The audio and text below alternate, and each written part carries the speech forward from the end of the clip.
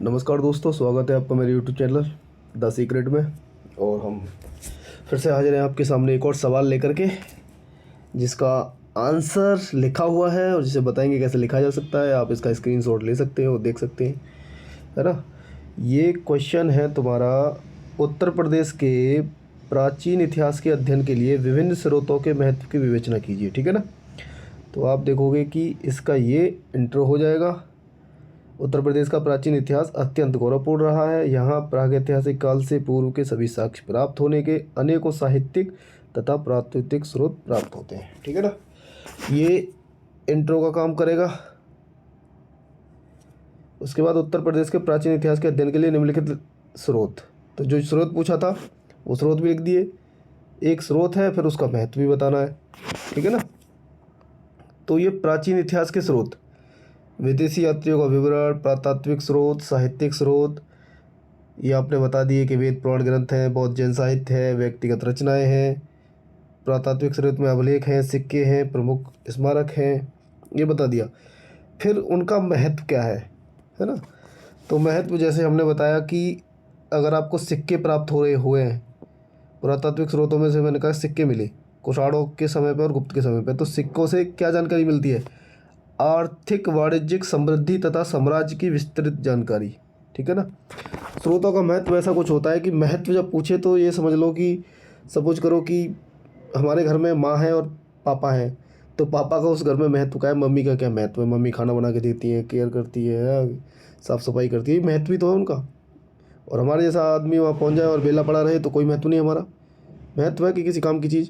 तो जो हमें मिल रहे हैं पुरातात्विक स्रोत, जब प्राचीन इतिहास के स्रोत जो मिल रहे हैं, उनका क्या महत्व है? तो आर्थिक वाणिज्यिक समृद्धि, उस समय की साम्राज्य विस्तार की जानकारी प्राप्त होती है तो सिक्कों से। शासन काल, विभिन्न वंश एवं कार्यों की जानकारी मिलती है। अभिलेख, अगर आपको अभिलेख मिलते हैं तो उससे शासन काल के बारे में पता चलता है, विभिन्न वंश एवं उनके कार्यों की जानकारी मिलती है। ठीक है ना। ये मंदिरों, स्तूपों, चैत्यों से धार्मिक स्थिति की जानकारी मिलती है। अगर आपको मंदिर प्राप्त होते हैं, स्तूप मिलते हैं, चैत्य मिलते हैं, बौद्ध मठ मिलते हैं, तो उनसे क्या पता चलता है? उस समय की तात्कालिक धार्मिक स्थिति जानकारी होती है, भौगोलिक स्थिति की जानकारी, वैज्ञानिक प्रगति की जानकारी होती है। ठीक है ना। आगे साहित्यिक स्रोत से क्या मिलता है आपको? तत्कालीन सामाजिक, आर्थिक, राजनीतिक स्थिति का ज्ञान।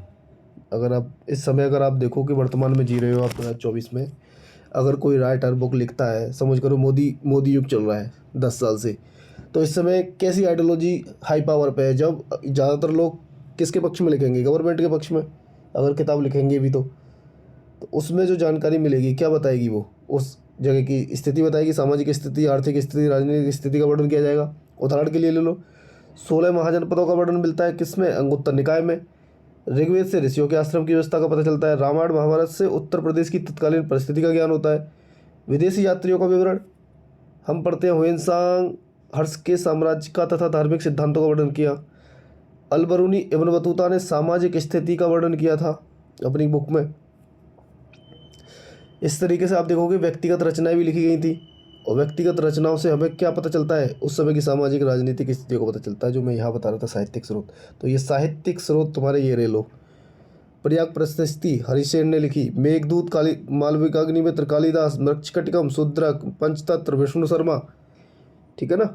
तो इससे क्या पता चलता है? इनकी बुक्स में मिलेगा तुम्हें, सामाजिक स्थिति पता चल जाएगी, उस समय की राजनीतिक स्थिति पता चल जाएगी। आगे आप कंक्लूजन कर दो। ये तो बॉडी पार्ट हो गया था पीछे से लगा करके अब तक, और ये है तुम्हारा कंक्लूजन। ठीक है ना। और इस प्रकार से क्वेश्चन पूर्ण होता है। वैसे तो ये 125 वर्ड में लिखा गया है, मतलब 125 वर्ड में ही लिखा जाता है अगर ये शॉर्ट क्वेश्चन में आता है तो, लेकिन लिखा ज़्यादा गया है। 125 से ज़्यादा ही वर्ड हो गए होंगे अगर टोटल काउंट करोगे तो, 150 से भी ऊपर निकल गए होंगे, पर इतना लिखा नहीं जाता। इसको और भी शॉर्ट कर सकते हैं। इसी क्वेश्चन को आप एक और तरीके से लिख सकते हो। जैसे क्वेश्चन पूछा था, आप देख रहे हो ये क्वेश्चन क्या पूछा था यहाँ पे, अगर आप देखो ये वाला, कि एक तरफ स्रोत है, स्रोत, और दूसरी तरफ है उसका महत्व। तो आप ऐसे भी लिख सकते थे कि दो दो बार लिखने की ज़रूरत नहीं पड़ती, है ना। दो बार लिखने की ज़रूरत नहीं होती, फिर आप ऐसे कर सकते थे कि यहाँ स्रोत लिख लेते और उसका महत्व बता देते। जैसे अब इस क्वेश्चन में हम लिख ही रहते, जैसे सिक्के, ये क्या था हमारा यहाँ, ये देख लो, ये इधर ये सिक्के, तो अगर स्रोत लिखते यहाँ सिक्के, उसका महत्व बता देते। अभिलेख, यहाँ लिखते आप अभिलेख, तो इसका महत्व बता देते। क्यों, यही लिखते अब, यहाँ बता देते आप वेद पुराण ग्रंथ जो भी आए, वेद पुराण ग्रंथ, इसका महत्व बता देते। इधर आप महत्व बता देते, इधर आप स्रोत बता देते। तो ये भी एक अच्छा रिप्रेजेंटेशन होता है इस क्वेश्चन के आंसर को लिखने का, कि इधर स्रोत बताते चलते और इधर महत्व बताते हुए चलते, बाद में निष्कर्ष डाल देते ये वाला इधर। ओके, तो ये भी एक तरीका है क्वेश्चन को पूरा करने का। अब अगले क्वेश्चन पे बढ़ते हैं। अगला क्वेश्चन है तुम्हारा, प्राचीन उत्तर प्रदेश के प्रागैतिहासिक काल के प्रमुख स्थलों का वर्णन कीजिए। प्रागैतिहासिक काल, ठीक है ना, और इसके बारे में आपको बताना है। ये क्वेश्चन प्रागैतिहासिक काल के प्रमुख स्थलों का वर्णन कीजिए ऐसे भी लिखा जा सकता है, या फिर कह सकते हैं कि पाषाणकालीन संस्कृति का संक्षेप में वर्णन कीजिए। कौन सी संस्कृति का? पाषाणकालीन संस्कृति, पाषाणकालीन संस्कृति, इसका संक्षेप में वर्णन कीजिए, ये भी पूछ सकता है, ठीक है ना।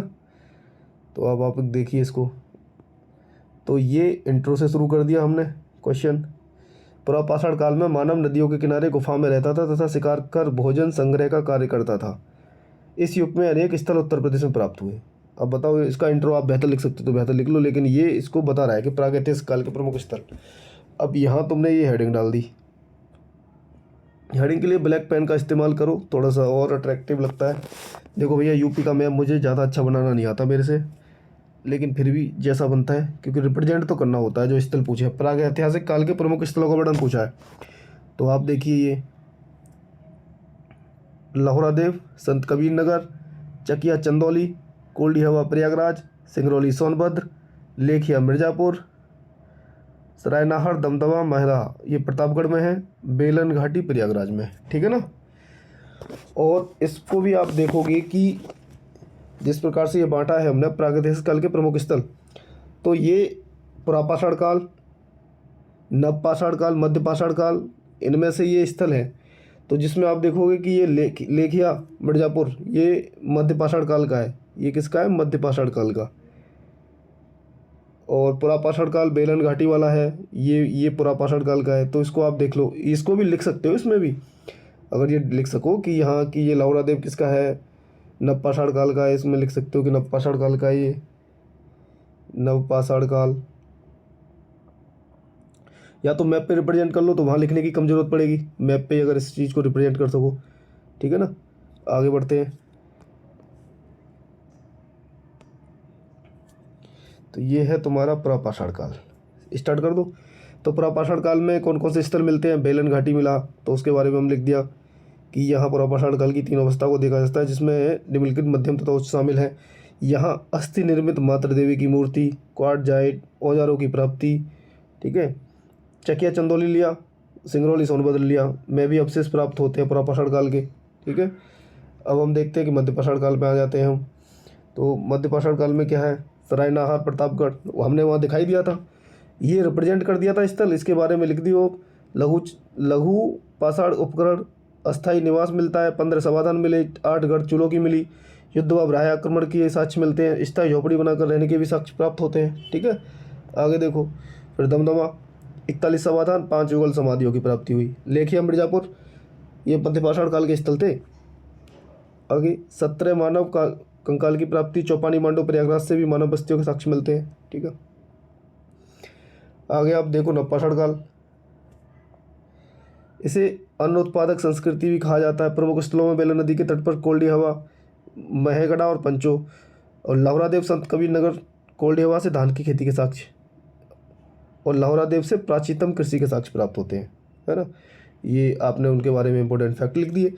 इस काल में लोग कृषि, पशुपालन, मिट्टी के बर्तन आवास बनाने में परिचित थे। और उसके बाद आपने सीधा जो है कंक्लूजन लिख दिया इधर, ठीक है ना।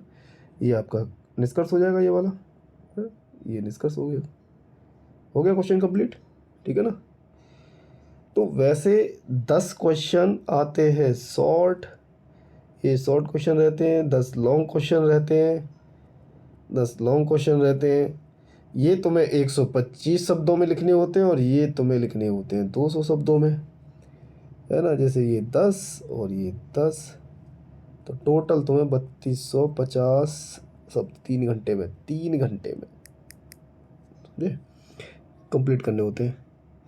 तो इस प्रकार से आज हमने 2 क्वेश्चन कंप्लीट करा दिए आपके, और ऐसे ही 2-2 क्वेश्चन करके 10-10 मिनट में, 5-5 मिनट में तो कंप्लीट होते ही है ये। अब पढ़ाते टाइम कम लग रहा है, लिख लो पहले, पढ़ा दो, पर ये ऐसा फॉर्मेट ठीक है इसका लिखने का। तो आज के लिए इतना ही काफ़ी है। बहुत बहुत धन्यवाद आपका सुनने के लिए।